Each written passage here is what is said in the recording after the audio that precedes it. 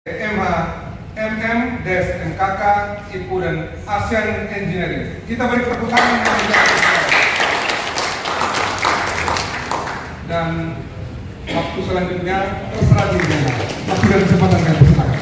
Terima kasih atas kesempatan yang diberikan.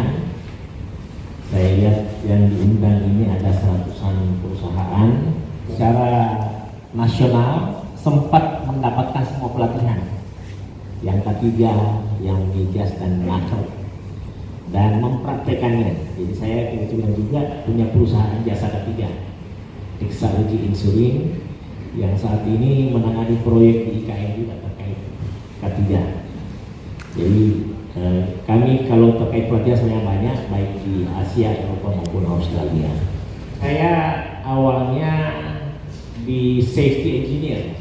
Dari pengalaman sebagai safety engineer, ya, ternyata untuk mengantisipasi bahaya itu selain kita melakukan identifikasi bahaya, juga banyak ditentukan dengan implementasi daripada peraturan atau regulasi yang berlaku. Kalau bicara bahaya, ya, saya rasa kita semua sudah tahu kapan dan dimanapun itu bisa terjadi. Ya. Kalau kita dengar televisi atau internet, kadang-kadang kita bingung juga, ya. Perusahaan kalau dari segi aturan menerapkan SMK 3, kalau misalnya di Naker menerapkan hampir yang semua yang dilakukan, melaksanakan regulasi, akan tetapi masih sering mengalami kecelakaan. Ya. Seperti di gambar yang kita lihat, ini adalah contoh-contoh kecelakaan. Ya. Ada yang kereta, macam-macam. Nah, kan pertanyaannya, kenapa bisa demikian? Kadang-kadang dalam banyak hal dia punya sertifikat, dia punya kelayakan, tapi terjadi itu juga. Nah, berdasarkan penelitian, kebanyakan itu adalah karena human error atau faktor orang. Jadi orang ini selalu menjadi kunci daripada terjadinya bahaya yang menimbulkan kecelakaan tadi.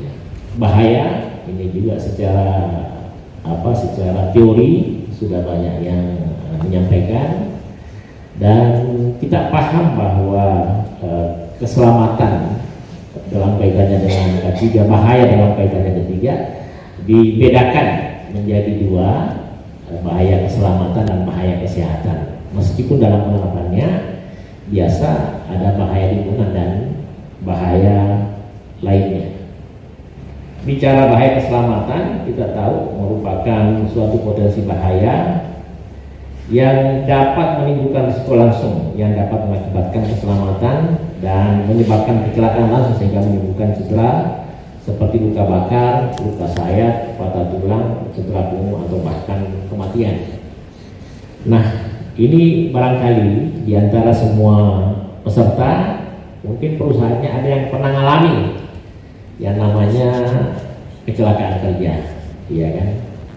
Nah, kalau berdasarkan pengalaman yang kita lihat, biasanya disebabkan oleh peralatan, disebabkan oleh material yang ada di sekitar kita, disebabkan oleh lingkungan, dan macam-macam. Bahaya juga bisa karena bahaya kesehatan yang biasa diistilahkan sebagai potensi bahaya yang menimbulkan dampak jangka panjang pada kesehatan atau bahkan menyebabkan sakit akibat kerja, biasanya disebut penyakit akibat kerja. Ya. Nah, bahaya ini dalam konteks implementasi, kalau setiap perusahaan misalnya diwajibkan untuk misalnya yang perusahaan yang punya karyawan di atas 100 wajib menerapkan sistem manajemen K3 misalnya, atau yang punya potensi bahaya tinggi, ini yang pertama dilakukan oleh setiap perusahaan yang mengidentifikasi bahaya, ya kan, dengan melakukan misalnya seperti manajemen risiko untuk melihat atau memastikan bahaya bakal timbul dan bagaimana mencegahnya, bagaimana mengendalikannya, bagaimana supaya tidak terjadi kecelakaan kerja. Ya.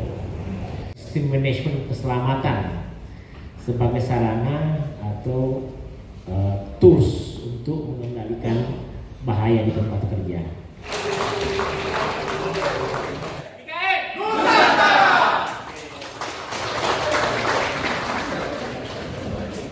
Terhormat Ibu Menteri Ketenagakerjaan Republik Indonesia, Ibu Dr. Nadia Ida Fauzia MSI, Bapak Wakil Menteri Ketenagakerjaan Republik Indonesia, Bapak Insinyur Afriansyah Nur MSI IPU, beserta seluruh jajaran Republik Indonesia, Bapak Insinyur Afriansyah Nur MSI. Yang saya hormati Wakil Menteri Ketenagakerjaan Bapak Insinyur Afriansyah Nur.